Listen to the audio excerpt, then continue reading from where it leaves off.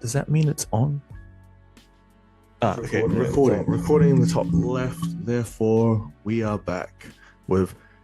So I don't know if I should make some sort of intro that's like colossal, like the logo and then it jumps, or if it's just fine to sort of awkwardly just wave wash into this bit of preamble of useless chat. Try it. Yeah, try it. See what happens. But hello, welcome back again to. I would argue it's consistent, but that's not true. We've done one, promised we'd come back, and then we did. So consistency. we're 2 for 2 for this year, which is the exact same amount of podcasts we did last year. We suck. I mean, we are consistent to a year. We'll see you next year, guys. We'll see if we can get a Christmas one out in time. I mean, without jumping ahead too much, whenever this comes out, we are that many days away from the Lossy holiday special. Sorry, it's non-denominational. And there is only, I think, at last count, 36 tickets left. So that's very cool to have that many pre-sold already. But it's not about the Lossy holiday special right now. We're talking about Invasion of the Bodyslammers 2025, the Halloween hangover, electric Halloween aloo. It's not that last bit, but that's the facts. That's what we're talking about. So. Did you do the bit with the and this is Colossus and then the logo comes up? Or did you skip that?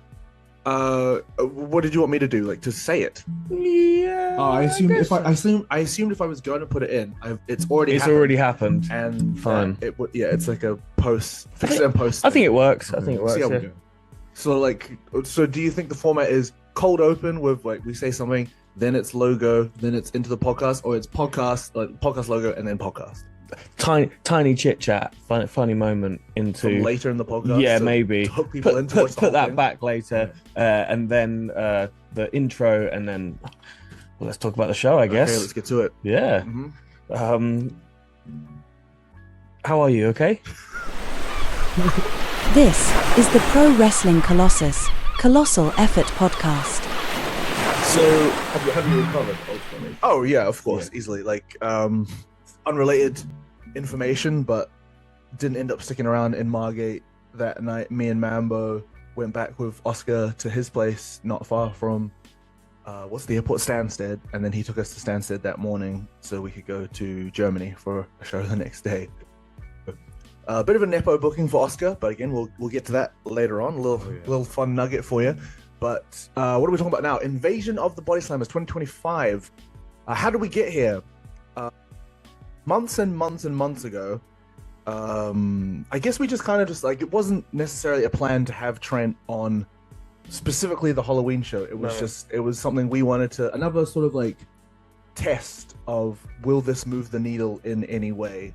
Sort of thing, and he just kind of ticked a lot of boxes for that. Yeah, absolutely. He was like, we always talk about Scotty Too Hotty, but like he is since the beginning probably the other name we have been bringing up. Yeah. It would be cool if we get because he's definitely, and I don't know if he'll ever watch this, but he's 100% like the most famous. Obviously, that's his like catchphrase. I'll make you famous, but he's definitely the most famous like local wrestler we have over here. So to get him on the show would be such a feather in our cap, in the same sort of way we had Zazie in the last one. And I don't think we need to necessarily set a precedent where every show now we're going to have one big import name. It just kind of, those two back to back was good. But like how it came about, I think we were talking to Trent at the Revolution Rumble, which was like June time, yes, I think. Yeah. And just kind of floating the idea to him whether he'd want to come out this way. Because at the time, I think no real concept of how far away Wolverhampton is to Margate. Just purely being like, would you ever want to? Yeah. And how much would that cost? And then being like, oh, okay, that's never mind. We can't afford that. Yeah, way too much. However, he did say, unless he gets to wrestle a certain someone. He did. That was literally the one sort of criteria that he was up for doing it, right? Yeah. So he was like, I want to wrestle Jordan Breaks, and obviously happy to facilitate that. Yeah, that's the only thing we can do. Yeah. As literally the easiest thing we can do. But then that obviously spurred on, how can we make all of this work? You know, he deserves the money he's asking for because he's Trent Seven, but we are also the promotion that we are, where we can't afford Trent Seven. So how do we offset that? So we run the seminar, which I was actually really, really proud not just of like the content within the seminar and like how good everybody did. Not that we stuck around to find out, but purely from like the feedback that the trainees Didn't gave need us. to know, did we? Yeah. We had stuff to. It was show day. We had stuff to do, but just show like day. the response to that, also the unresponse was also very telling. I'm not going to out anyone here on our random podcast no one's going to listen to, but like the amount of London-based wrestlers that like did not reach out, like, I don't know if people were busy, had bookings, or like Margate's too far. I mean, yeah, it's a very easy out that Margate is like 2 hours away from anything. But there's a lot of people that, how can I get on a Rossi show? Yeah, I'd love to come down sometime. Well, done. Like this is almost the one guarantee of getting on. Yeah, I do feel like it's a bit like I feel a little bit like old man yelling at cloud situation. I'm like, oh well, these kids don't love the biz, but like this was arguably one of the open goals to potentially get. Obviously, no one was to know in the end that when we set the sort of when we incentivize people to come to the seminar with like Trent will pick the best X amount of wrestlers and we'll put them on the show.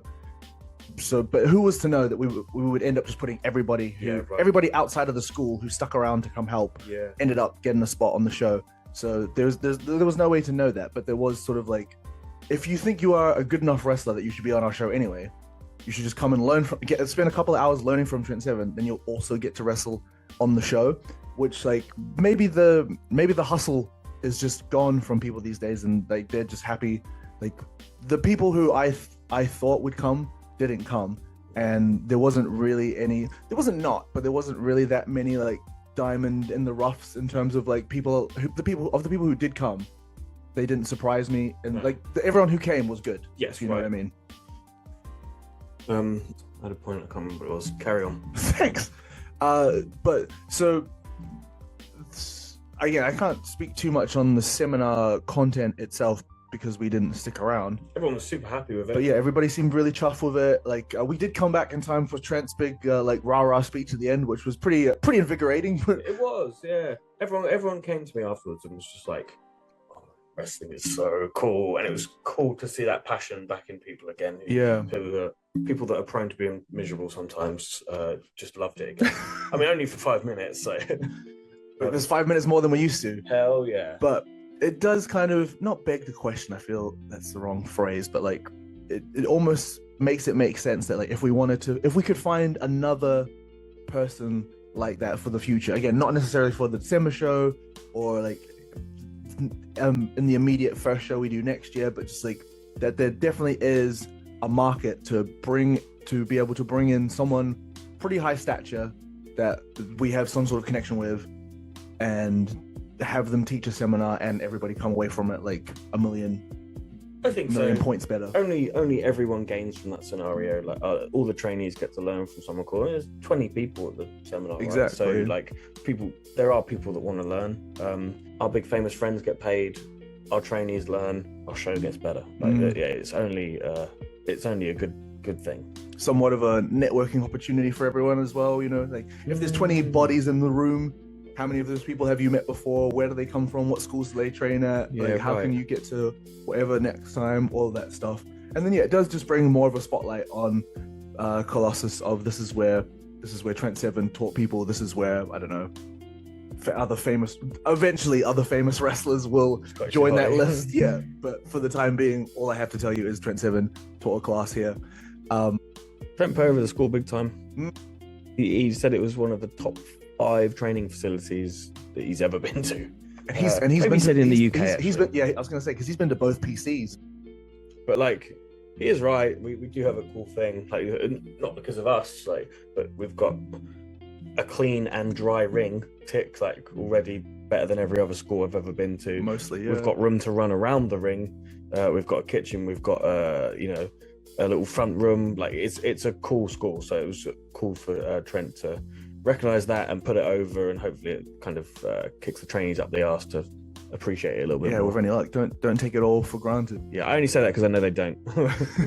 I already know they've. But then similarly to like the seminar, just like the announcement of Trent also got like a big reaction. Like the video I think it was your suggestion, right? Cool video I though, right? made it. Yeah, But, like, it was your suggestion to do like a fake, like top 10 things to do, and then it warps breaks into at like 7.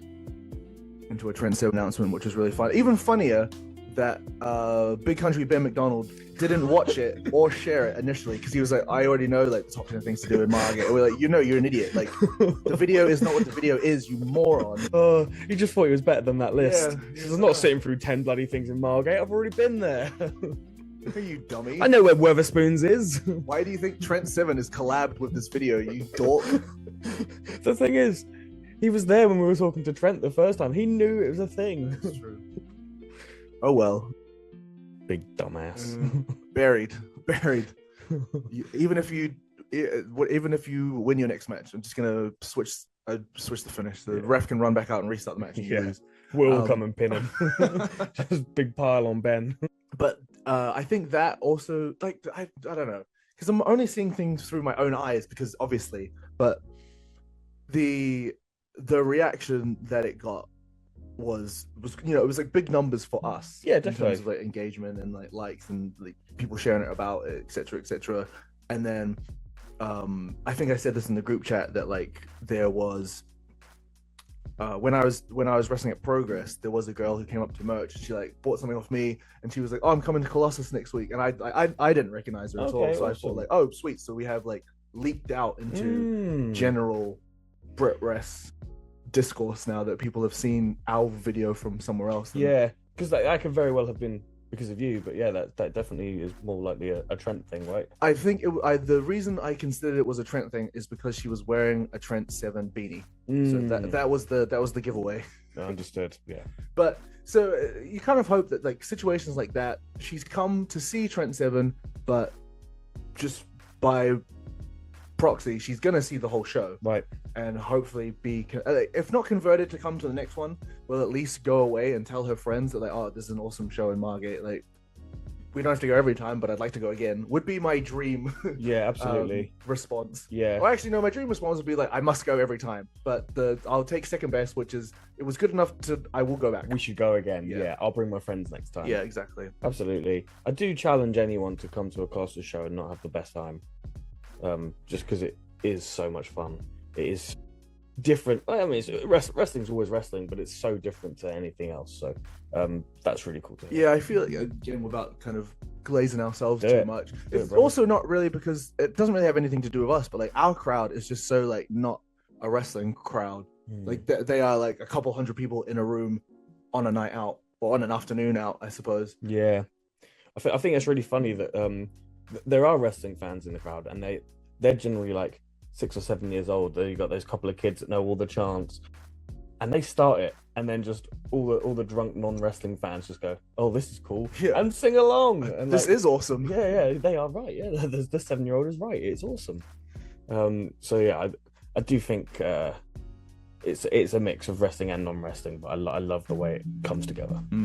So pre-show in terms of like the weeks leading up to it, like announcing Trent, announcing the seminar. So we have like a lot of like good traction for us kind of moving into October, where like off the back of August, where like I said last time, August was probably, or it was seemingly looking like it was going to be our worst attended show, which like for us is still like pretty healthy. But and then in the end with like walk-ups and stuff and like last minute tickets and stuff, it all shot straight back up to like sellout levels, which was fine. But it was more just like that anticipation of, oh shit, everybody's on holiday, everybody's still away, everybody's doing stuff, everybody's doing their own thing for summer, you know, they don't need to come to the wrestling show. So to kind of bounce back and to have sold, I think we're on like 80, 90 something before we'd even announced Trent. We only announced the show at this point. We don't announce the date. Yeah, I think that's a really cool thing, and it's almost, you know, it's happened this time as well. So it's hopefully going to be a trend of we announce a show and the tickets are selling a lot quicker than they ever have. Like the first year almost, we were waiting for that last week before the show. Like, oh god, let them sell. We kind of taught ourselves that the culture of tickets out here is people will be made aware of the show, and then you have to like keep on them of just like, don't forget, and then they're like, don't worry, I haven't forgotten, I just don't want to get it yet, or I can't afford it right now. And then maybe a mixture of like a payday rush and then just the actual event is on this week. Yeah. People are like, and then but now it's more. I feel like it's more of a priority. People are making time after the show buying tickets. Did we have one that night, or was it the next morning? It's not even that. It was later than that. Are you talking about this show or the Christmas one? Oh, maybe it was for this show. Yeah, because I can't remember how immediately we had them available off the back of August. It might have been immediately. Yeah, I remember you. Yeah, I remember at one point you put in the thing in the group chat, ticket to this person, and it was like, oh well, here we go again. We haven't had a chance to bloody stop and think. That's so true. Actually, I think it might have been that same day even. Yeah, because I feel like somebody said when we opened the doors, they were like, yeah, like I bought my tickets like immediately. So that's cool. It's a priority now, isn't it? Or Colossus. So it's good that like we're at least like there's that amount of like following now where people are like I don't even know if people are invested necessarily in the stories that we are creating in the show, or whether they just have so much fun from top to bottom that they're just like, this is a great day out for, you know, like if they have kids, like this is perfect like afternoon for the family to just do a thing. It's in a safe space, like it's not catered to families, but there's no like swearing or abuse or like gratuitous violence or anything. It's just like it's a fun high level of professional wrestling happening in an afternoon. Yeah, you don't get anywhere else in Margate. Because it's not like I don't know, I'll just edit this out anyway if it's not good. Go on, try me. Because obviously Rumble runs like elsewhere in Kent, and Barker does pretty well in terms of like big houses and draws pretty well. I think he does very well. I think he struggled in Thanet. Cliftonville, no, it's not Cliftonville. Yeah, Cliftonville has diminished, and Birchton has never sold well for him, as far as I'm aware. But like I just didn't want to like take too much credit of like, since Christmas we've sold out every show, which is awesome. But like I feel like you'd never really hear that level of successful show. You know, there wasn't really a discussion of other shows selling out, and only recently, like you sort of see on socials that other shows are selling out, and maybe it's to like a venue with a smaller capacity. Like, although it's factual, it's like, you know, it's not the same amount of people that maybe like a big Rumble venue. Yeah, right. You know, if Rumble's pulling in 500-600 in there, but we're sold out, and then this other like smaller venues, like we had 80 people in and it was sold out. Like both of those things are true, but it's not the same. But come on. Yeah. So I don't know how much of an influence like our growth has had on Thanet and or local Kent, where like now you're starting to see like other shows are being like, we've only got this many tickets left, and I just think like, is that because we made wrestling cool? Again, I don't want to take too much credit for it, but... You took the words out of my mouth. Like it's difficult to accept the credit or even know if we truly earned the credit, but like wrestling is cool now. Because it might just be like because WWE's on Netflix, it might be because AEW is on ITV, that people are just seeing it more, so when they Google local wrestling, it just works out. But so often now, like I've wrestled in the area for years and I've never really had anything, but in the last year, the amount of times I get, oh look, it's the wrestling people, or it's that wrestling guy, and like people are happy and like want to talk about wrestling now. Right. Because before it was not so much the case, whereas you know now it's literally all sorts of people, whether I'm at the pub or the coffee shop or wherever, like it's like, oh, you're the wrestling person, aren't you? And I don't know if that's because wrestling's cool now and people are happy to talk about it, but yeah, we'll never know. But it's just, if anything, it's just a cool trend that like good things are happening for us, and it feels like it's bleeding out into other places also being successful. Yeah, you're welcome. But I do hope that because I feel like we say this all the time, that like a regular person has like no discernible like distinction of like what good wrestling is and what bad wrestling is. They just want to go to the wrestling. Hopefully there's like a bit of a subconscious thing that when they see alternate options of wrestling shows, they compare it to what they've seen at Colossus, and are like, oh, it's like I don't want to spend my money here next time because Colossus is so much better. Not necessarily because any of the other ones like suck or are bad. It's just like I want them to come to our show and be like, this is the thing I want to be a part of. Like, not just like pay your tenner, sit down, enjoy the show, go home. It's like a whole culture thing that like, I hope we are like cultivating, where people want to be a part of the growth and like where we go next and stuff. So like this show, for instance, biggest show we've ever sold, whether or not that has to do with Trent Seven is it probably does, but also it's just our sort of I don't want to say marketing strategy, but just like because we just keep pushing it and keep trying new things and keep dribbling in different ways of like what groups can we talk to that are outside the wrestling. You know, we're not trying to just sell to wrestling fans anymore. We're just trying to sell to Margate, to Thanet, to like people who want to do something. It's very much part like Margate is very much part of the Colossus identity. Exactly. Yeah. So this show managed to get like 200 plus. Can we take all of those people on the ride to like the next venue where we are doing a 400 person, or like as and when we get to Dreamland, can we get 2,500 people in one of the side, or the roller room or whatever, or even on the outdoor? Could you imagine doing it in the outdoor? That must cost so much. Wild.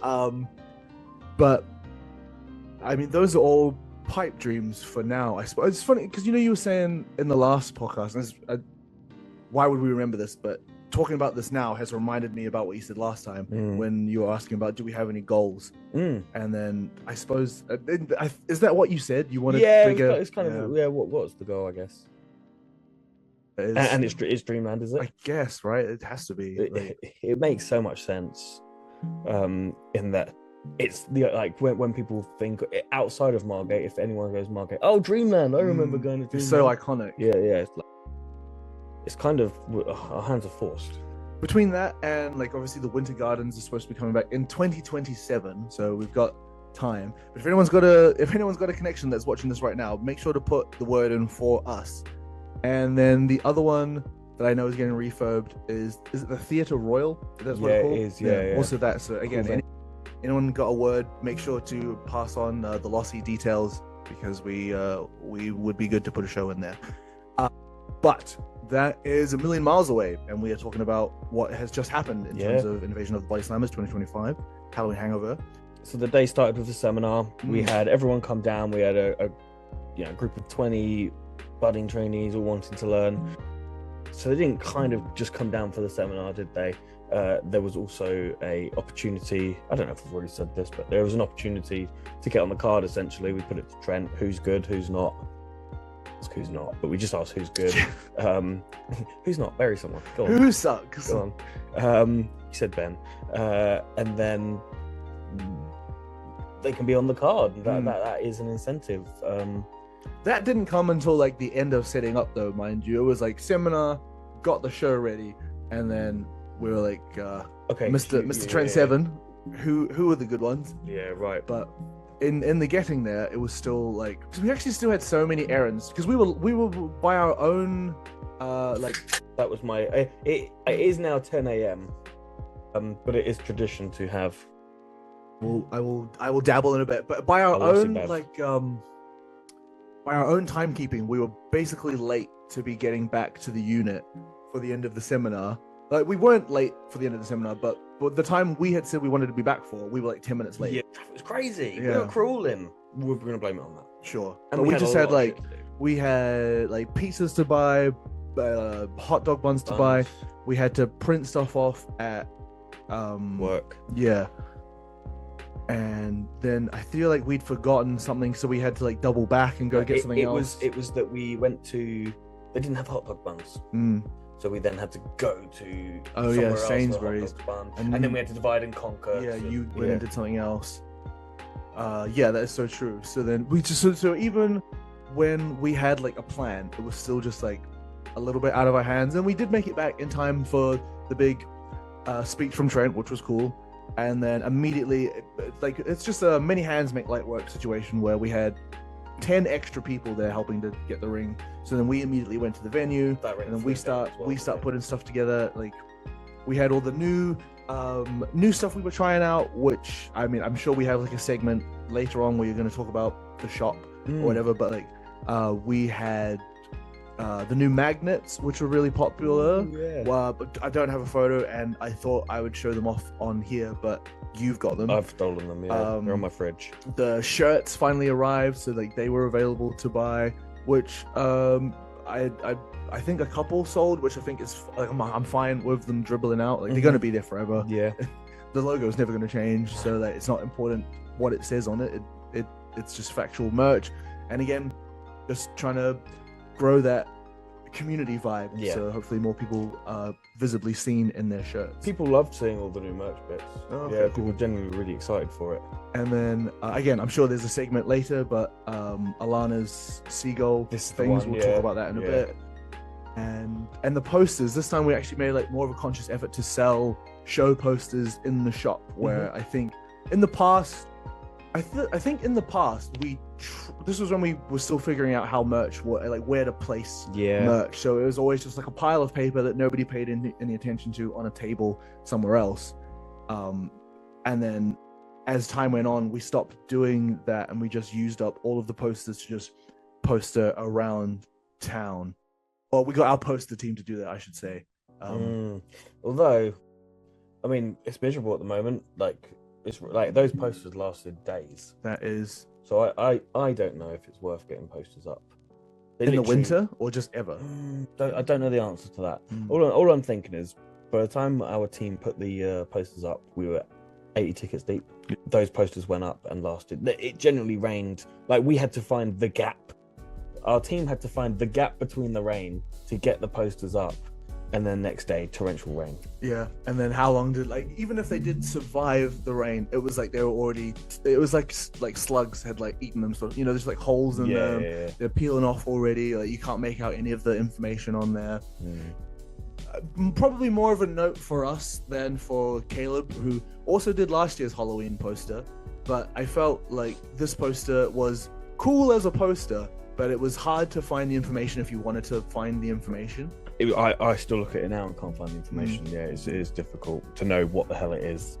Which, like, maybe that's a good thing, where like people are going to be stood there longer being like, what is that? And Yeah, then like, maybe. oh, rest. I don't know. But again, a note more for us than for the artist, especially when you let the artist do whatever they want, where that is the brief of make a thing. That is what we want. Do whatever you want to do in your style, and then to be like, not that. Yeah. Yeah. But yeah, that was a shame that I feel like we normally order like 100-ish, maybe more posters, and then have them put up. So it just ends up being like such a literal money down the drain, because it's just getting washed away. And you're just like, oh, man. Like, but on the flip, our still figuring it out. And if anybody has any tips, Facebook targeted ads, I feel like that worked really well for us this time. Yeah. And again, and maybe it's just like your eyes just go big when you see like the numbers that are coming through, but like it isn't, it says like reach, I'll be exaggerating here, but it'll be like reach 40,000, link clicks 500, and then we're getting 20 tickets. So like the diminishing returns of, like, you have to clearly be focused in on, like, it is working. It is like we are finding new fans, because like when the tickets sell and it says where the person is from, and we're getting tickets from like Sandwich, from Deal, from like the far side of London. So it's definitely, I think it just can't be denied how for the price that you pay, the amount of people that actually see it, who would put it in the mind's eye, but even if they're not buying tickets, then they might be clicking on the link, and then maybe down the line, as we know, buying tickets. You can't deny how powerful that is. because we are just like the only thing I would say is that we are just making it up in terms of like the things on, and this is like such a, like, why are we doing a bit of a pitch here for Facebook, but like as an absolute like illiterate or like Facebook ad illiterate person, I don't, like, I know what I'm doing because I understand what the questions are, where it's like, what do you want your audience to be? Well, okay, I want it to be like a person between this age and I want them to live in this area. That is easy. But then all the other sort of like more advanced stuff, it's all chance, really. Right, yeah. I know I'm a part of it and in it, and it is me, like, but like I got those ads, so like it targeted the right person because I am a wrestling fan in the area. Yeah, it definitely went to the right. It is just a question of like, do we move the like? Because I feel like it is still valuable to have like physical print. I do, and I like it as well. But clearly, the online one is where it is like actually working. Because I guess it's like more immediate, where like someone will see a poster, tap the thing because it is like it's like clickable, sends them to the website to buy the ticket. Yeah, it's like it's one of those things where we've always done posters, so we'll just never know how it would have gone without. I guess we got there. I guess so. Yeah, but, with all our hard work. Yeah, what a mistake. What a mistake. Our first mistake was trying. So at the very least though, like promotion was going pretty well in terms of like we had eyes on us because of Trent. Cool video. Him existing and coming out. The seminar was at least putting it again in the mind's eye of other trainees that hopefully would come and then didn't. The actual physical posters for what 48 hours they were up and worked. I also think that like maybe Margate Council is making a little bit more of a concerted effort to clean walls and stuff. They are creating us a blank canvas. Yeah. Because it feels like they're cleaning up, and you think like, oh yeah, that's where a poster could go. But then again, it was weather dependent. But I don't know how much this will change in the new year. But it did seem quite that it's just not a game for us to play anymore. No, maybe not. But then we have to see where like the other club nights still have club nights that they're trying to advertise. True. True. Yeah, those posters are still going up as well. Well, Let's sit on it, but we'll come back to the posters. Pinning it, yeah, for sure. How cool was Trent's car? I have ridden in Trent's car before. I did a journey from Wolverhampton to Newcastle where he just went up the M1 and just demoed that he can do it hands free in his crazy car. Trent's got a Tesla. Shoot, Rich. I have been in Tesla before. I got in Jamie Farrell's Tesla. And but it was only quick enough. Like I wasn't able to like take anything in. I was just like directing him where to park somewhere, and he says, "Do you want to see something cool?" And I was like, "Yeah, all right then." And he pressed a button, and it just went into like that, like only for like a split second, where you like, you know, your heart goes to like back of your like a roller coaster. Yeah. It was awesome, and so I didn't really have the time to like appreciate anything else. I guess I was only in Trent's car enough time to help him park as well. Like. The thing with future, brother. The thing with there's no handle to like get out the door. I thought I'd fuck it because there's no handle. It's a button, but it took ages to find the button. Press the button that opens the window. So I thought, oh, sorry, I've opened the window. That's how it's just the window opens when the door opens. Yeah, I was like, yeah, I look like such an idiot, like kid that's never seen something cool before. Yeah, and then like the screen that like, I mean, it's driving for you for a start. But then the screen has got like 3D like obstacles that are around you, and it's the future, brother. That was my takeaway from as and when Elon makes the Tesla more accessible for the working man, we will move into Cybertrucks. Yeah, I'm for it. That was awesome. So I was taken away with Trent's old car. What happened next? Seminars happened. We've run around like madmen. We got to the venue. We're setting up. The ring took ages to set up, actually, didn't it? I honestly, I guess because it wasn't ready by the time we had the meeting. So yeah, I guess it did. Just one of those things I wasn't paying any attention to because I was doing like other jobs. Despite having all these extra hands, I think I think the ring had forgotten its own tape. And things like this, so it got to a halt and was like, we can't go any further now. So we just had to get all those. I think it was taped. We had to get the tape in, get it all taped up, and then it went up. So that took ages. But annoying. We opened 5 minutes late, which is the first time ever we've done that. We're sorry. We're sorry. I'm sure we were immediately forgiven because the show is so good. So 100%. But yeah, Trent told us who to book. And then ended up booking everybody. Ended up booking everyone. Do you remember how Trent described the person we should put in? No. He said, the very handsome Asian kid. Obviously, we knew exactly who he was talking about. It's John Day. He is very handsome and he's very Asian. So yeah, let's go. What I did appreciate actually is all the trainees, and this isn't necessarily a slight on the trainees that did it, but all the trainees that not only brought their gear, but they also brought a costume. Yeah, just in case. that's cool. Those people cared. I guess the other, yeah, either too presumptuous and then got what you wanted, or the people who didn't bring a costume just like have such low self-esteem. They're like, oh, I'm not gonna get picked, so I'll bring my gear just in case. Or they just didn't have any consideration for the fact that it was a Halloween show. But maybe What's the product, you know? Put two and two together to realize that the opportunities would have been the Rumble. Yeah, maybe that didn't. So basically, what happened was, so we had always planned to. So unfortunately for Ben, we didn't announce.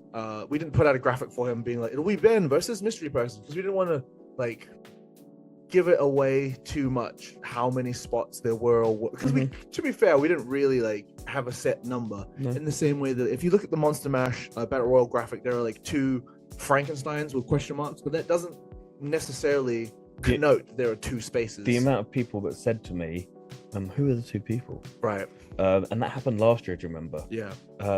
So it is like a people just interpret it too literally. Literally, yeah. It's I guess though, like, why wouldn't you though? Because like, if your face is on that graphic, you are one person that is entering it. Therefore, yeah. There's these 2 other people. Who the hell are they? They were. So I can kind of. They just represented extra people. Exactly. I know that because I was part of the conversation, but I don't know whether I would take it any other way if I'd seen it. Yeah, I'm not sure. It's 2 years in a row. We'll see what happens next year. But anyway, so we had always planned to have Ben wrestle someone from the seminar, but we just didn't want to make that abundantly clear or put that on socials so anyone would think. But just didn't kind of want to make anybody come to the seminar with any sort of like, oh, and then I'll get to wrestle Ben.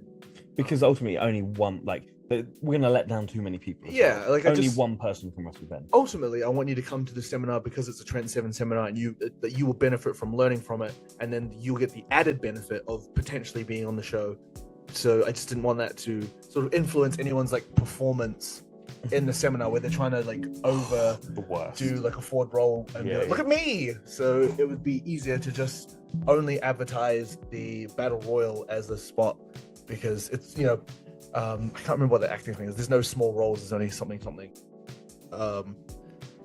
Regardless, what it ended up with was, John Day got selected to wrestle Ben, and then I think Trent picked a couple of other people, and we just looked around and it was like, oh, well, there's only a couple of other people. So what do you think about them? And he was like, yeah, they were good too. So it was pretty easy. Just like, oh, bugger it. Put them all in. Yeah, we'll give them all a shot. Why not? Let's see what happens. Well, we'll go into what happens in a minute, won't we, when we get to the card? I suppose we will. So the only other like pre-show, like, was there anything else that was like specifically like? Nah, it did feel a bit. It was really a mix of like, okay, we know what we're doing. This is all under control, but also because there's just added elements of the ring not going up on time and not opening the doors on time. There was a bit of chaoticness, but nothing worth mentioning really. Yeah. Or no one worth burying for reasons why we are not publicly anyway on a YouTube podcast. We'll get you. It was, I think it was, as far as I remember. Again, it's really hard to like stop and take it in because there are so many things to do and so many people are going, Jordan. As at one point, I don't know why they said it to me as well. Like, that's not my name. Stupid. At one point, Grace had got someone to get me, and they were going, Jordan. I just didn't hear it. I just zoned it out by this point because I'd heard it so much. And then all I heard was, this came through. It was, Jordan, it's me trying to get you. Oh, sorry, love. You just can't appreciate things. You can't take it in. There's too much going on. It just goes so quickly. Because I think as well, like the amount of times people had actually come up to me and been like, is there anything I can do? And I was like, I'd honestly, no, it's all sorted right now. And then I feel like the minute they walked off, I'd have 10 jobs. Yeah, and then I'd be like looking for someone, and then you'd see people sitting around and be like, do something. Yeah, I know. It's difficult because some of them want to make the effort, and they do literally come up to you and say, what can I do? And you're trying to like compartmentalize things and just deal with one thing at a time. And so in the moment you don't think of the thing, or at the moment there generally isn't a thing, but it is so frustrating when people don't use their initiative. There are clearly things to do, like just go and do the things that obviously need doing, or it's frustrating when people just don't do any of that and just hang out, grab a beer from the shop, sweets, crisp, whatever. Hang out with people, just chatting, just managing other things that just have nothing to do with the show. That is difficult to watch, and like it's obviously noted and seen, but just how to deal with it, I guess, is you just don't have time with it, do you? Have time to deal with it at the time. Because you're just so whether or not people realize it or not, you're so on show at all times. Oh yeah, 100%. And if we don't see it ourselves, someone from our team will like tell us. We have a really good bunch of people around us. Like the pros always say, this person was good. This person did this. This person's attitude stinks. This person's attitude rocks. Yeah. Like we whoever you work with will feedback something. And I'm not going. They're not rats or snakes or anything, but they're just doing their job of pro that's trying to help trainee. Yeah, because I mean, if anything ever does get like mentioned to us, and we think it's like worth pulling up on someone, we're never gonna be like, you need to. It's just like, look, this has been noted of you. Like, try to work on it for the next show. Yeah, exactly. I think my take on it would just be asking the questions to find out why they were being little bitches, as opposed to like, don't be a little bitch, like, because maybe there's reasons. Yeah, like, everyone's human ultimately. Everyone could also do a bit further. Okay, next segment. I reckon let's go to the card. We've basically just set up.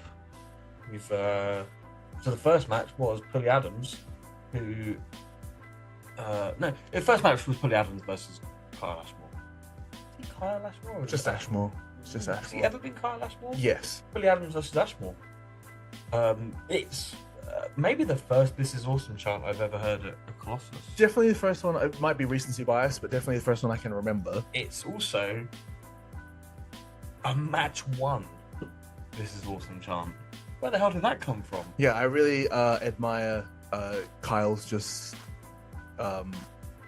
relentlessness to just do all the moves that he wants to do. Yeah. Like, in the moment watching it, and then having since watched it back now, just been like, Kyle is just the best, like, best kept secret wrestler, I think, around, in terms of just like his body of work, how good he actually is as a wrestler, his physique, like his whole like total package as a wrestler. He is so awesome. I rate him so much. Like, I've been going back and watching loads of old, like, either like Progress or whatever, and like, he looked awesome back then. Like he has not changed either a bit. He's still got the same beard. He hasn't got an extra line on his forehead. Like, I'm going back 10 years, I'm sure, and he's still got the six pack. He's still got the big just chest. a man. He looks awesome. Like, his body work is wicked. His moveset is awesome. He's so consistent. I've never seen him ever fail. And not necessarily that he was like dragging Pulley through that match in any way. Obviously, like, Pulley is like considerably his his, what would you say here? Like, comparatively, he's absolutely a trainee versus a pro. Yeah, Pulley on his way to being sort of like a confident wrestler in his own right. Intermediate. Yeah, sure. He didn't look out of place in the match. No, I think Adam's still finding his identity. He's struggling with. He's a good guy now. Like, the fans love him now all of a sudden, and he's having to. That's affecting Process the way that. he wrestles. Yeah, like he needs to deal with that better. But that's what the show's for. That's what the show's for. That was thrust upon him, and now he can only grow from this. So yeah, he's got his own stuff going on, but he held his own. He had an awesome match, I think. Cool little reveal, cool little moment in the match. Didn't come off exactly as we planned, but I think it still came off. Yeah. I think this whole thread sort of was like, it's not quite how I pictured it, but it is how it happened. Ashmore, sick of Pulley Adams, goes under the ring to get a chair out, and as he pulls it out, hanging onto the chair is Michael Myers. which essentially costs Ashmore the match.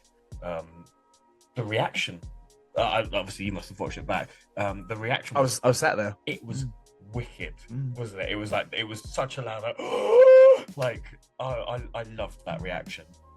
Because I feel like in that moment, Michael Myers could have been anybody, because it wasn't like, it was like purely a moment in the match that was playing on the theme of the show, where like, oh, it's like a horror man from the Halloween show, that's cool. And then for it to then be later revealed that it was SJ Randall. I can't remember, was the pop bigger for the Randall or the pop bigger for the Myers? I can't remember. But like, that again is another one of these things where it's like SJ taking off the mask and revealing it was him is a bit of like implied knowledge, where like you have to have come to a show before to know why that moment is significant. And even if you came to the show, do you remember, you know, that he got biffed out by him from the Rumble? Like it is like that they have an ongoing beef. You have to have really good memory of that happening 2 months ago. But I think it was understood. Yeah, like it's gonna be impossible for us to always create moments where everybody understands everything that's happening right there and then. Yeah, because there's always going to be new people who've never been to the show who are like, don't get it. No, who the fuck? When we get to the bit later, to like, it does kind of like put a bow on it. Yes, absolutely. But then the next match was the aforementioned Big Country Ben McDonald and the debuting John Day. Not much to say from my end. Thought Ben was good. Thought John was good. John came out as Aladdin. Didn't sing the words to the song. It was really funny that he mimed the whole entrance, and like with the crowd being so close, like it's so obvious that you're not singing the words, even though you clearly know the words. Do you think he just didn't know the words? No, I think he knew the word. He very much gave the impression that he knew the words. Because he kind of like I know the melody. I could do this with the melody, but I don't know the words. So maybe he just didn't want to. Maybe. I don't know, but yeah, it didn't sing the song like it. Because the crowd started got on it. It freaked me out. It was good. Not that we're expecting him to do some sort of like musical theatre like performance. Come on, we've told you 10 minutes ago you were in this match. Learn the song. The match itself was good. I think it finished earlier than they both wanted to, because a little bit of a niggly something from John. They had to just finish it up kind of abruptly. Like if you do end up watching it, it does end kind of awkwardly, where it's like a 1, 2, and then Matt is like, what's going on? 3. So it's a bit awkward, but ultimately it's like a tear in a bucket. Like it's like nobody will remember that moment specifically from the whole show and be like critiquing it in a particular. That was the weirdest part of the show. I'll never come back. Yeah, I'm not so bothered. Like it is what it is. Yeah, not at all. Yeah, I was happy for them. I just thought I don't know if it's true. I'm not saying necessarily John is a trainee, but he's just like not necessarily a Connor Mills or David Francisco level pro. No. So is that the first time we've ever just let like trainees wrestle each other? That is the first trainee versus trainee match. Yeah, it is. Fair play. Not to blow too much smoke, but like Ben is getting very good. He's getting to that level where he can have a good match on his own without having to be carried. So I think it was the right choice for the first trainee versus trainee match. Well done, us. Well done, us. We are great coaches. Then that takes us to the Battle Royal. Here we go. Okay, this is the fun one. I won't bother rattling off who everybody was because we don't know your names. If anything, I mean I do, but a funny mention should go out to, and this will actually be in the vlog as well because I know Emily filmed this. But Amira Blair was Peppa Pig, and her nose that she comes out with on the show was not the nose she intended to come out with initially. Apparently, she like built her own pig nose before, had all of her for some reason put the whole costume on before the trip, and then in the car like the heating melted it off, so she came in a bit of a strop, and she was like, I can't be Peppa Pig, like my nose, whatever. And then I really enjoyed that. Again, I don't want to go into it too much because it'll spoil. Hopefully Emily will just put the full rant in or whatever she filmed in the vlog. But in the end, she just cut a paper cup into a pig nose, and it was just as good, arguably just as good. I think better, because I never saw the. Yeah, but I don't know what it was meant to look like. But if it melted in the heat, it was not the thing to put on your face, was it? Other such luminaries in the Rumble as Johnny Wildman and Billy John Lang as Enzo and Cass. I thought that was an odd one in that that's an old gimmick, right? I guess it's like 20. It's like the teen. What are those called? What's that? I era think 2010. All the kids there were not old enough to know who the hell they were, surely. Don't know. And then all the actual adults We're too old. were too old. So I thought it was a weird, because like I barely knew who they were. I guess they were just trying to marry it up for like, what they look like I guess he does a good like New York accent. So Yeah, pretty good accent. Buck was Spider-Man. Alex Aces was just general cool lucha skeleton. Yeah, he was General Cool, wasn't he? It was funny how much he just was La Parka and also Penta. Because part of me is like, you were just like a bald white man behind this. Like, is this cultural appropriation? I'm sure it's not, but like maybe it is. Get a pass on Halloween. Yeah. November 1st. Also, shout out to Polly Adams, who was Ozzy Osbourne. That was a good costume as Really well. Ashmore was it Alan? From I think so. Alan from The Hangover. With the baby. Which again, if you're going to talk about like not dated references people don't get, like Dude. The Hangover 1. Someone in the crowd came as the guy that gets the tattoo. Not Mike Tyson. Not- gets the Mike gets the Tyson Mike- tattoo. That's hilarious. I didn't Andy know from that. The Office. Yeah. So, Yeah, we yeah, must have yeah. a photo I know of who it. you're talking about. But she came as I forget what his character's name is. yeah, but me too. I've just got Alan in my head, but I'm sure that's the other one. Yeah, it is. Is it Nick? I don't know. Don't know. Whoever the hell it was, someone in the crowd came as also a Hangover character. Right. And I was like, how is this happening? What are the chances? Yeah. But anyway, the Battle Royal itself. So the pre-match chat about the Battle Royal and like what we wanted everybody to do in it. There was like a question that was like, can we fight on the outside? Mhm. And we were like, yeah, sure. Just like, Yeah, ultimately, when there's something going on in the middle of the ring, it's ideal that the ring is not overly full with people. Like, you've got all the people in the corners. That's fine. Maybe on the ropes. and to everybody's benefit and to our, well, not our detriment, but like we had ended up booking a Battle Royal that had 13 people in it, Oh, and yeah. our ring is only so big. So Yeah. like, having 13 bodies like constantly brawling, like someone is going to be in the way of somebody. So it made sense to be like, yeah, maybe a couple of you should just like go on the floor and do something. You could to, never like, predict this happen. But yeah, someone literally said, "Can we leave the ring?" Yeah, sure. If you go under the bottom rope. So bell rings. What happens, Taz? like 20 seconds of 20 is generous. I would say 5 to 10. 10 good. men. Yeah, They have like a bit of like a communal brawl, and then everybody peels to the floor. everyone. Empty ring. I really wanted that image of just everyone. Just 13 wanted people the brawling in carnage. ring. Yeah, you wanted the carnage, and just like everyone was like, well, they said fight on the outside, so Yeah, everyone go! And they didn't just like fight on the outside. They fought between the ring and the wall. On just the wrong side. Like the audience is that way, brother. I thought that was odd. You just could never predict that kind of thing to happen. But it must have been something we said. I don't know, because everyone did it. So it's like, well, they can't all be wrong. But on this occasion, they were all wrong. yeah, everybody was wrong. Everyone was wrong. Everyone was wrong. Yeah, so that was an interesting choice. But then once everyone started to get back in the ring and doing the job, Yeah, once everybody they started doing cool rocked. moves again, it was cool. I actually thought it rocks. Little payoff to the Michael Myers thing. Michael Myers was back in the ring. Clearly not Stewart this time because SJ Randall is Beetlejuice. Yeah. Yeah. So it gets down to the end. Ashmore comes out, sees Michael Myers. Obviously, he thinks it's SJ Randall, despite SJ Randall standing right there in the corner. That's fine. Biffs out old Michael Myers and then gets a boot in the face from SJ, kind of paying off. Oh, that isn't Michael Myers. Michael Myers isn't Stewart. I'm Stewart. It sort of paid off the story a little bit. He got him twice.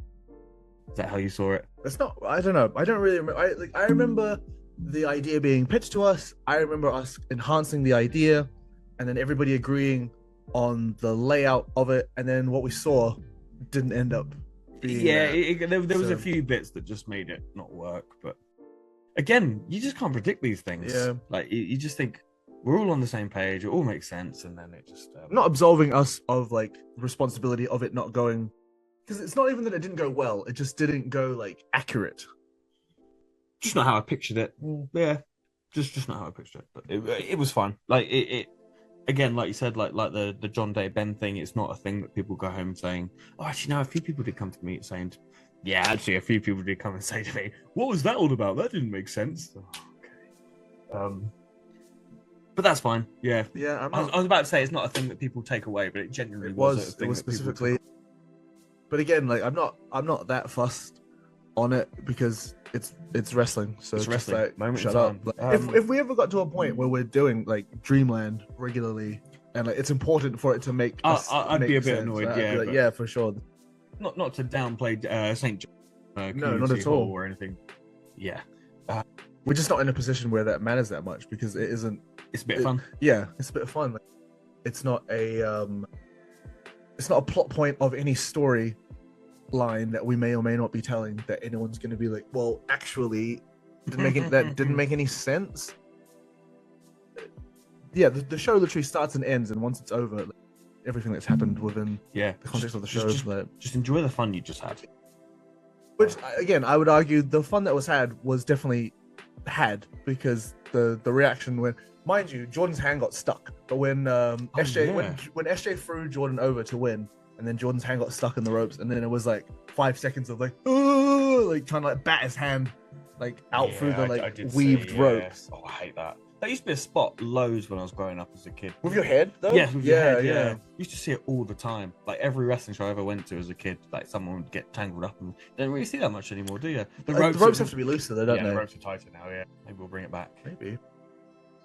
Loads of people don't know how to go over the top rope. Did you notice? Didn't notice. Oh, that's all I watch for, really. So many people. Was that the point you wanted to make? Maybe. No, probably not. I can't remember what the point was, but I just remembered it in that moment that so many people don't know how to go over the top rope properly.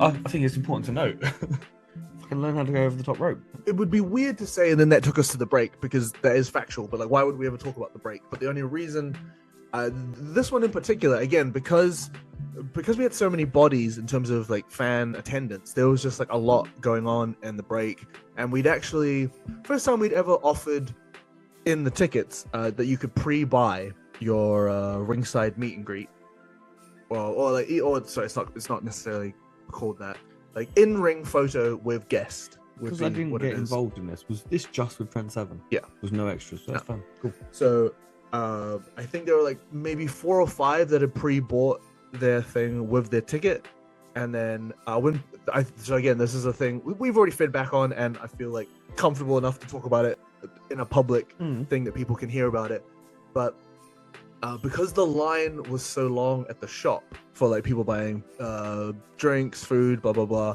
but like we've basically made the shop a one-stop thing that has everything. So it also has like, that is where you buy your voucher to come to the front and then get a photo in the ring. Because in the past, when the first couple of times we offered it, nobody wanted to do it. But it was also a mix of like, oh, we didn't know that was on offer, and then it was like, oh, we're not advertising, like Jack's not advertising it on the mic because we hadn't told him to.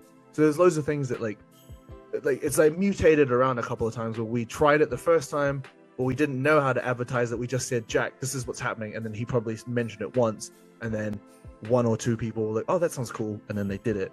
And then at Coastal Clash 2, we introduced Emily is going to take a Polaroid, so there's like a tangible thing for you. You can get it signed, you can take it home. It's a memory for you to leave the show with, and that costs you X. But you have to go to the shop to buy a voucher to come to the ring to then get in the ring to take the photo. So I don't know if that process needs to be like streamlined a little bit, or like where it goes from here, because it seemed initially that like the people who pre-bought were obviously gassed because they were like, sweet, straight in, photo, job done. And then the people who didn't know about it or didn't buy one but saw it and were like, I want to do that for either me or my kid. And then we're getting direct to the shop and then looking at that line and being like, oh, maybe not. Okay, I didn't realize that. I think we still sell it at the shop, but we also have an option to buy at the queue. Just put as many options out there for people as possible. I wouldn't want to say don't do it at the shop, because now people have seen it at the shop, they can buy it at the shop. That's awesome. But then I wouldn't want to put people off that then want to join the queue and not join the other queue to join this queue. So I think let's just do both. Something to work on. Yeah, something to consider. But and then similarly, also things that were going on in the shop at the break. Alana's seagull things. Holy moly! I feel like that's like underselling what they are, the seagull things, but like Alana, who is Ben McDonald's partner, aka Lil Country, but also a member of the kitchen crew, had seagulls and bought lossy labels to put on the seagull, so they look like legitimate merchandise. Yeah, very cool. Can you just put it up here and show people. I don't know. I've only got that one picture of the lady holding it up there. We already put it on Instagram, so if you haven't seen it, go to our Instagram and give that picture a like. Yeah, and then share it so we get more. They were awesome. They were engagement. So cool. I was literally at the start of the show in the kitchen, just being nosy, and a mum and a kid came up to the front of the line, and the little girl was like, "Mom, look at that!" And she's like, "Do you want it?" And like, just instantly, the first person. They're so cute. Like they're just so well. Like I know it's not her like professional. It's just like it's like her hobby that she likes to do. Not only did we sell out then, but there's requests now. Yeah, there's already pre-orders. So like Alana, I know you're not going to watch this podcast, and I can't imagine Ben's going to watch it either. But he's already listened to everything we've had to say. To be fair, I have already told Ben to tell Alana that there's already pre-orders, so she needs to get in the lab immediately and get the needles out and start whipping up a batch because there are seagull pre-orders down the road for the Lossy Holiday Special. But that was very cool because just like the kind of trinkety merch that so last Halloween even we introduced stickers and they were like specifically Colossus, but they were Halloween stickers. Halloween ones, so as the shows went on, they didn't really translate into like, why have you guys got spooky stickers? Yeah, it's Christmas. But it was like it's Easter. It was an opportunity to just sort of test of like, is there a market for merch in our thing? Because so far, traditionally, like t-shirt merch, clothing merch anyway, is just like not a popular selling point for people out here. It was kind of our point at the beginning, but actually thinking about it, now that people are starting to be more known and now that people are returning and seeing wrestlers again, I think actually there is a little bit more I think like that. I agree. I think the culture is changing now where because people who come to our show are becoming regulars, they are finding their favorites. So it might be moving into a space now where people are like, oh, I really like Alexander Roth, or I really like SJ Randall, or whatever. Like, how do I show my fandom to that particular person? So it is definitely growing in that respect. And I think like that culture hasn't existed out here in the fandom, so they didn't know. Yeah. Whereas like smaller, newer promotions, maybe in let's say in London, I can't think of one, but like if a new promotion started in London and whoever was on that show, it would be more natural for people to just go to the merch table and start buying stuff because it's already ingrained in them to be like, that's a thing we might do. Yeah. But out here, I suppose, other than like Dreamland, right, at like a concert or something, that's probably the only space where you would maybe purchase something. So I mean, it's my own ignorance of like having never really been to any gigs out here outside of Dreamland. I don't know if like indie bands like play like the local whatever. They do, but I think like with that sort of DIY and like punk scene, it's very much a you know and want to support the artist. Right. So I think that is a part of the culture in that respect. Okay, so then I think as far as we're concerned, there is like a bit of a growing culture to like, now that we have return fans, they are seeing the same people over and over again and be like, oh, I actually do kind of relate to David Francisco. Maybe I will buy his ugly merch. I wonder how he does. We kind of, only by necessity, we've had to take tables away because the room is so full. Yeah. But I wonder if we were able to keep tables out and fill it with merch and stuff, how that would do now. Because it's also hard where, like, again, it's like a responsibility we have to put in someone else's hands where, again, this is so boring for you, the listener and or watcher, but like the way the venue works is the lights are split into 4 panels. So there, and with each section turns like each switch turns off a different section, and we only ever want to leave on the lights that are on the ring, so all the focus is on the ring.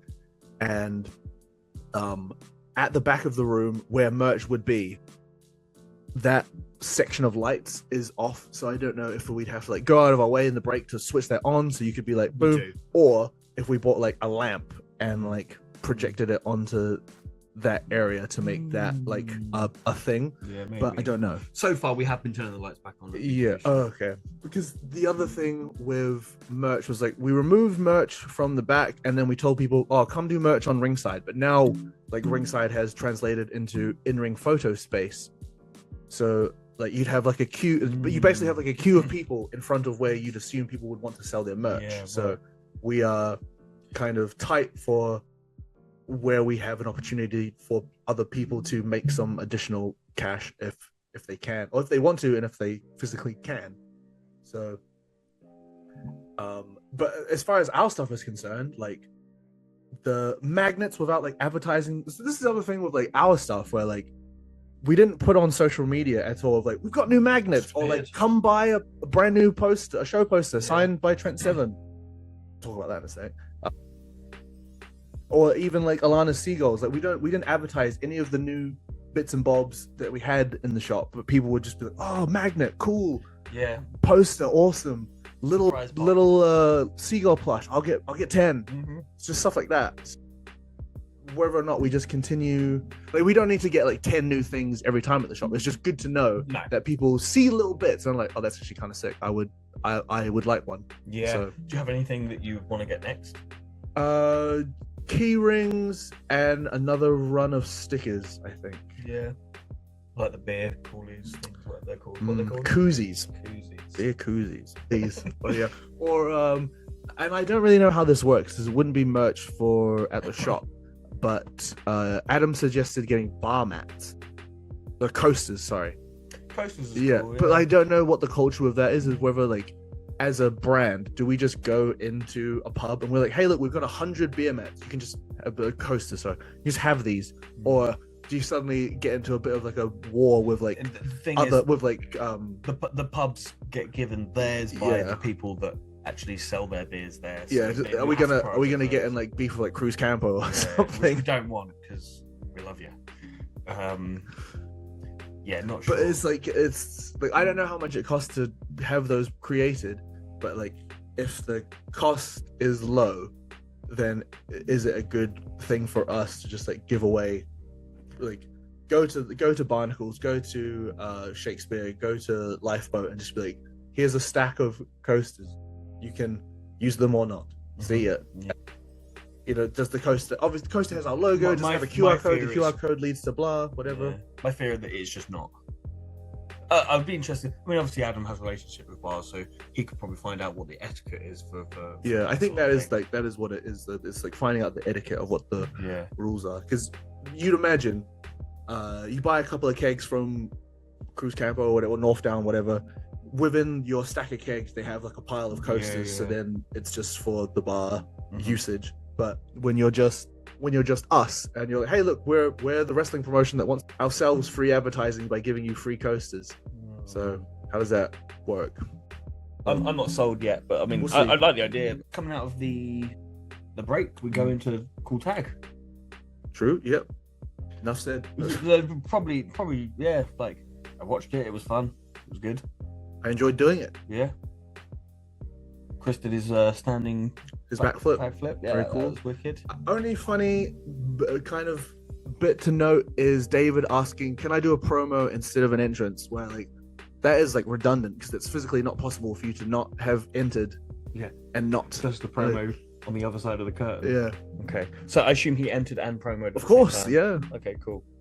He's a worker. Because at the time he knows what he's doing. At the time, I think I was like, "Yeah, go." So I wasn't really paying attention. It was only when he went through the curtain, I was like, "What did he mean, do a promo instead of an entrance?" On show day, that happens all the time. Is that you agree to things you just not really paying attention to because you don't care. It's not important. And David knows that full well. This is my moment. But I was really happy with the match itself. Like I thought Chris did. Also, like really only worth reflecting on Chris because the other people involved are me, Three pros. Mambo, and David. Yeah. But I really like Chris's contributions. Really rate him as a trainee coming out of TPW. So I think the association with David can only be good for him. I feel like that was like the main feedback coming out of our match. For people who had an opinion on our match anyway, people were saying that like Chris and David really worked well together. So many people said to me, "Oh, I don't like that Chris." Good. That's the idea. Like, worked, done. Yeah, I think he's done his job very well. Happy with Chris. Then into main event. Raffle first. Nothing really exciting happened at the raffle, did it? I mean, the only thing that happened in the raffle that would be worth talking about is so we've invented this layer of the raffle now where the prize is you get to chop a wrestler. And often at the top of the show, if I remember in time, I will tell Jack that it is XYZ wrestlers. I kind of left to the last minute this time where Jack had to come and find me. And I said, it'll be Ashmore, Jun Saeed, or Ben, I think. And the winner won. And they were like, I'd like to chop Ashmore, please. And Jack said, bring out Ashmore. Tumbleweed, crickets. Everyone's... mind you, I've just come out of my match right now, so I'm not a part of this. But people are rushing around the back, being like, "Where's Ashmore? Where's Ashmore?" And then word gets back that, "Oh, I think he left." So that gets fed back to Jack, and Jack has to say like, "Oh, he left." So he hadn't. Yeah, that was my follow up.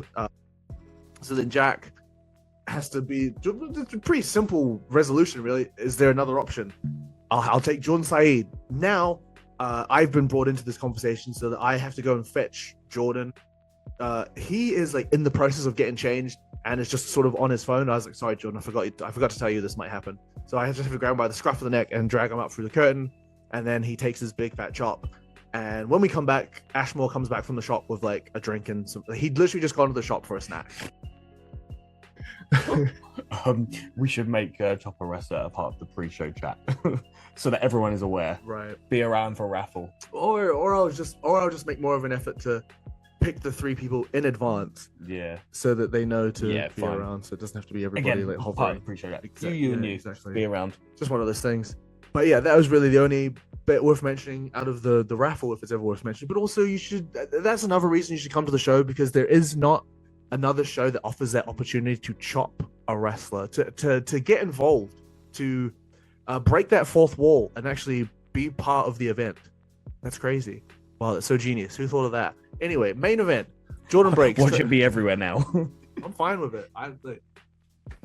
My fingerprints are on all of Brit Rest anyway, so Jordan breaks, Trent Seven, iconic match, incredible, like top 2 match everywhere, but it's not second. You know what I mean? So I don't know what you mean. I had fun. So you should. The match was awesome. Trent, unreal. Like, I think all I wanted, and I got, was for him to enjoy himself and have a good match. And he was literally like, he came back and was like, that was so much fun. I really loved that. I was like, oh, don't need to hear anything else. Keep your feedback.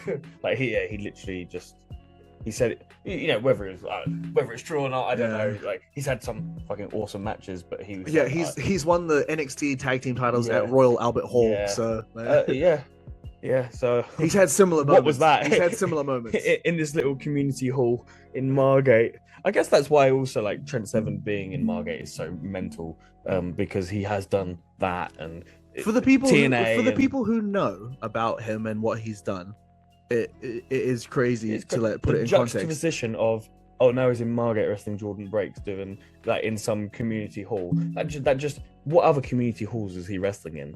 He's not. He's wrestling TNA. Exactly. It's crazy. Then the flip is also true for like who have no idea who Trent is. That you're just seeing this man who has clearly so much aura, and just has so much like presence when he like enters a room, that if you didn't know who he was, literally from his entrance, you just know that he just is the man. Mm-hmm. Yeah, easily. Really fun. Just watch it on YouTube. It was great. It was really, really good. It was a really, really good watch, and it was as good as I had hoped. maybe better, just because it just delivered on so many levels. You guys had so much fun with what you had to play with. You said afterwards that you had an idea for what you wanted the finish to be, but never relayed that. It was the finish. I'm good like that. Yeah. Jedi. Yeah, just super fun. Not much to say.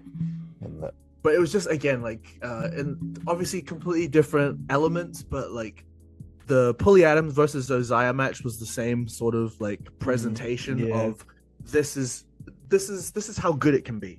This is how good it can be. Everything can be like capped off by something this good. Like the main event was so main event, if you know what I mean. Like the 4 matches that came before were also really, really good, but the main event was the main event. Yeah. And maybe like, it's just a little bit out of people's ranges of like, we don't make that much of an effort of chatting between the matches to make sure people don't do certain things, so that there isn't like repeats of XYZ throughout the show, and that we've just gotten lucky up until this point that has never happened, that we've never been like, oh, like the other match won with a spear and so did this match, so it's kind of it's a bit samey. Like that just has never happened, right? And we've just gotten lucky. But I think that also is a valuable asset to our show, where, again, spoilers, but if you weren't there, that's your fault. Come to the next one. So you won with the European clutch with Trent, which you could argue is like a surprise roll-up. There wasn't any, like, everything else had a definitive finish. Yeah. Okay. So like that is another layer where expectations through the show have been like, there will always be a clear winner, and you know when it's coming, because a big move will happen and then 1, 2, 3. But in yours, it was like Trent, gave you the lariat kick out, he gave you the power driver kick out, he goes for his big burning hammer, but you slip and then you just put him in a pin. Yeah. So literally, it was out of nowhere. Absolutely. Where like that pin in particular has been established by Zack Sabre Jr. is like the inescapable British man pin, but to the uninitiated, it's just a cool, like, elaborate. Yeah, absolutely. So you don't see many people doing it either, other than Zack, obviously. Yeah, good stuff. Stuff to stretch. Sorry. It's fine. I think you're at risk of like at a, not to say it's a trainee show, because it's not, but you are definitely at risk of seeing the same spots, the same moves, because they've all been trained by us. Exactly. We have trained them the way that we have trained them, and so you expect them to, you expect repeat spots because it's what they've learned. Especially on a show where earlier that morning they just had a seminar with Trent, so you'd think they want to like implement the knowledge. Everyone's gonna do that same right? thing. They're just they want to implement the knowledge they just learned earlier. So either they, in the hopes that Trent will see it and be like, "Nice one, doing the thing I taught you," or just because they thought it was valuable to them, they want to add it to their repertoire. I've been on so many shows where I've seen that, and so I'm glad that doesn't happen. But again, it's either just we are completely lucky in the fact that is the case, or in the case of the Trent Seven seminar, people went like, "Oh, that's cool," and then potentially don't want to give too much credit, but also don't want to take too much credit away. Yeah, that was the flow of the show, and then the only thing kind of missed from the show, we're talking about all the helping hands we had, all the extras. We did actually have someone that didn't do the seminar, but is from our current crop of beginners. Michael turn up to help with crewing, essentially, and this is literally Michael's first. I mean, he's 3 weeks in at this point. He's 3 weeks in on his beginner's course. Has never been involved with wrestling, never done anything like backstage or any. I'm sure he's been to wrestling. He said he's been to like WWE events. I think. Yeah, like, so he knows what wrestling is. But it was really cool to see him be able to just be a part of it, and just how like wide-eyed he was, and like just he loved it. And he was actually very helpful. He kept coming up and asking for jobs and what can I do, because obviously he's never been involved with it before, so how would he know to put up a ring? So he would just, I think I gave him to Stephen Prince actually to shadow. Yeah. But at one point he came up and asked, what should I do? And we gave him the posters to go get Trent Seven to sign, right? Yeah. So he does. He goes off. He says, Trent Seven, Mr. Seven, could you sign these posters? Perfect. All signed. Come back. We've got them. He gives them to us. Trent Seven signed these posters for you. It says SJ Randall. I honestly don't know how that happened. I think because I took Michael to the changing room. I pointed to Trent Seven, who was just stood over, like he wasn't talking to anyone. He was just sort of in his own world. It's very obvious where Trent Seven was, and then for Michael to just return with posters that are signed by SJ Randall is just diabolical. Big pop for that. It was very funny. Trent Seven eventually signed them.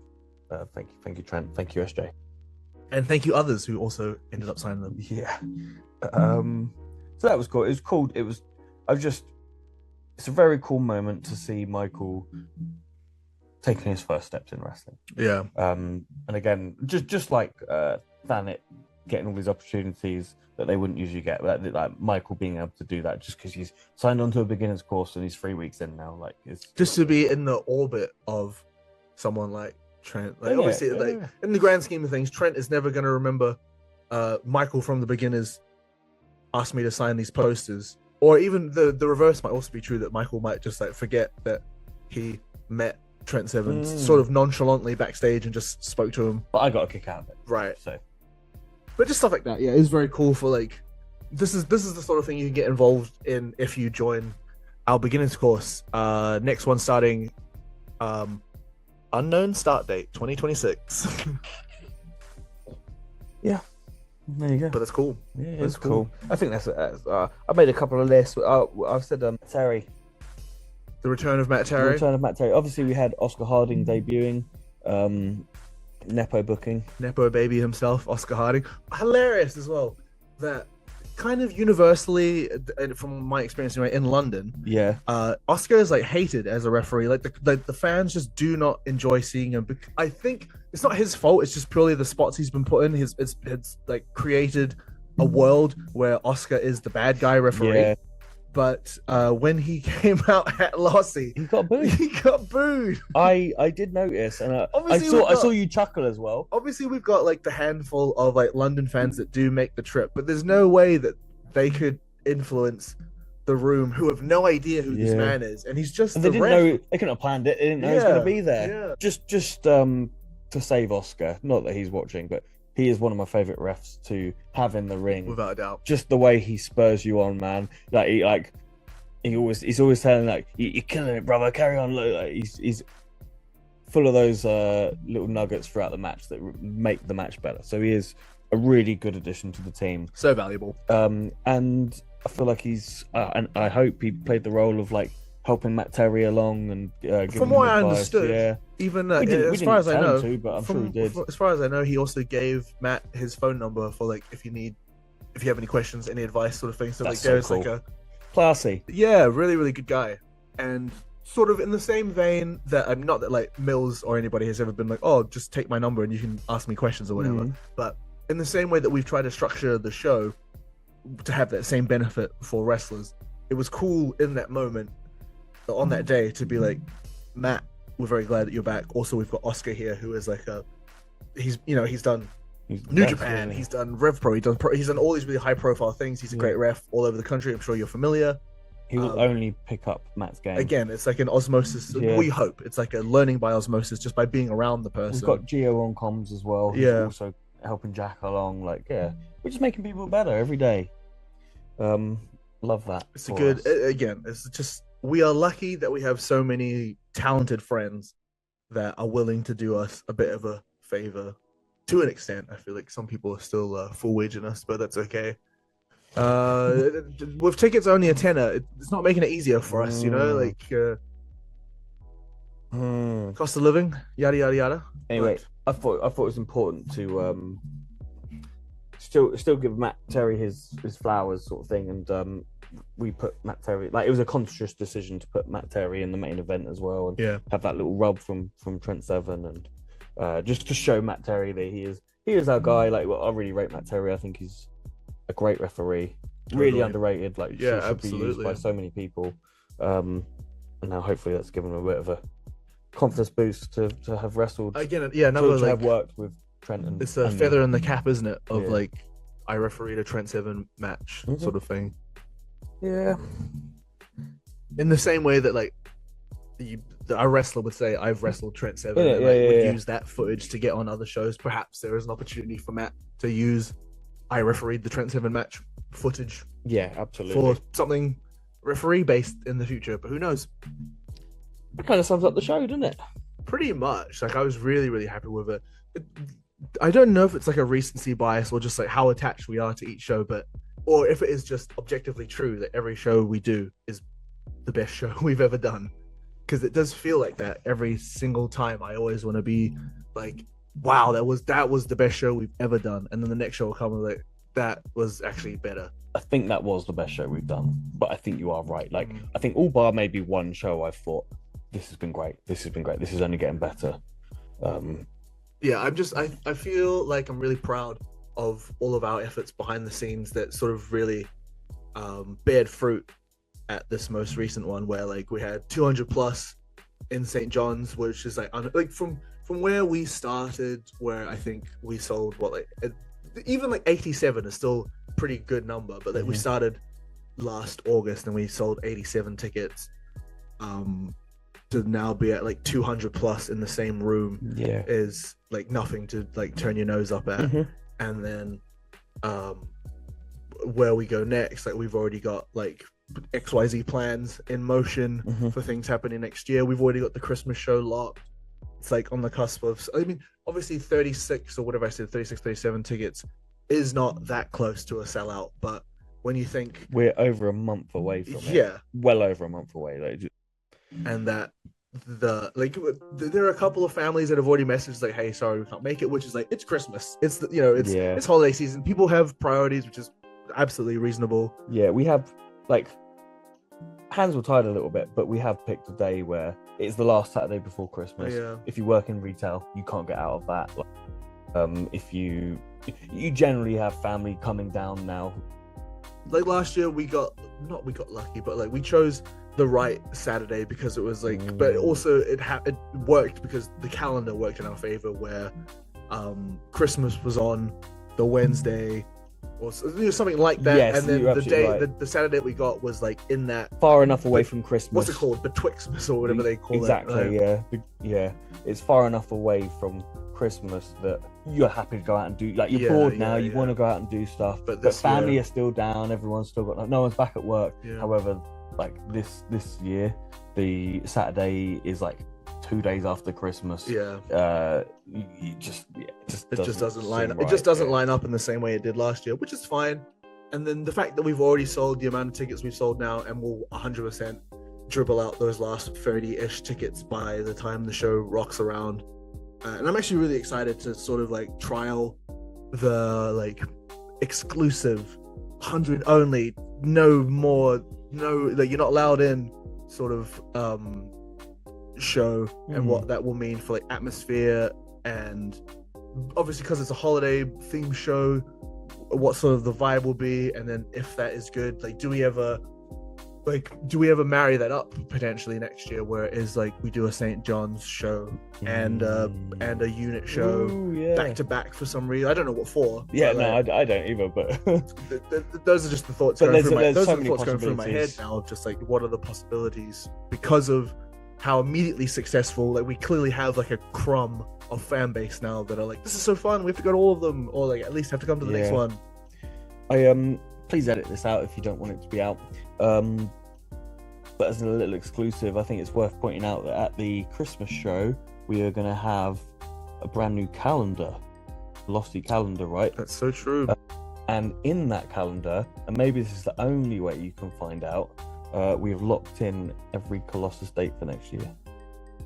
Yeah, that's a fun little, if you're going to watch all the way through, we will be selling calendars exclusive. There's only going to be a handful as well, like, because don't want to just be stuck with a bunch of calendars by like summer next year.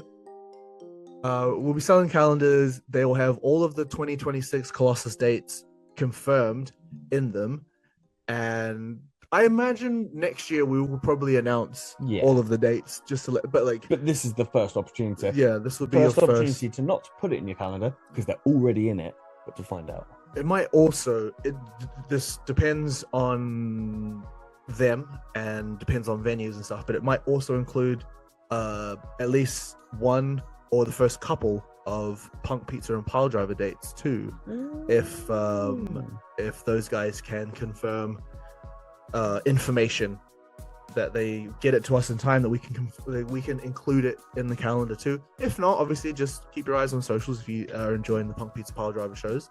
Little offshoot, our sister promotion, Hell I guess yeah. would you call it that? But that was fun. That's a fun way to end it. A little exclusive. Similarly, if you don't already know, and if you aren't already coming to the Christmas show, every ticket purchaser is going to get a little Christmas gift from Pro Wrestling Colossus. So incentivize yourselves to buy some tickets because again, there's 30, whatever I said. So you assume most people are buying in bulk from what I've seen anyway in the tickets, between 3 and 5 tickets are going every single sale. So there are basically, in theory, 8 tickets left. If you know what, like there's 8 groups. Yeah, 6 to 8 right? groups. Of 6 people, to 8 yeah. groups left to buy tickets is basically what I'm thinking. Just as much chance there will just be 32 people buy tickets on their own. But the best case scenario, just loads of fun groups will buy tickets, and each person whose name is on that purchase will be given an exclusive Pro Wrestling Colossus Christmas treat. So please consider coming and seeing us December 20th up at the TPW Academy. We're changing up, not doing St. John's. We're going exclusive. The room can barely fit 100 people, so we're going to squeeze 100 people in. And if you can't be there, we'll see you next year. So thank you very much for supporting Pro Wrestling Colossus this year. I know the year's not over, and we do have another show before the end of the year, but there is no tangible way that we will be able to do the Christmas podcast in the same calendar year. Unless that it's it happens. Post-show podcast instantly. Immediately. Yeah, I don't want to do that. I want to have a drink.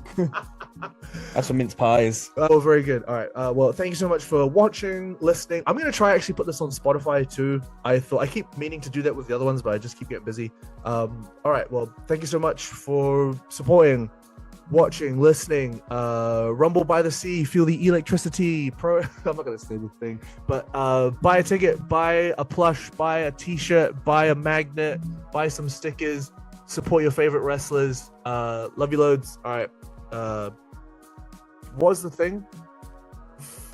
From Margate. I wanted to say it, but I can't remember it. I can't remember if it was for Margate or from. I can't remember which one comes first. From Margate, for Margate. Seaside Wrestling. See ya. This is the Pro Wrestling Colossus Colossal Effort Podcast.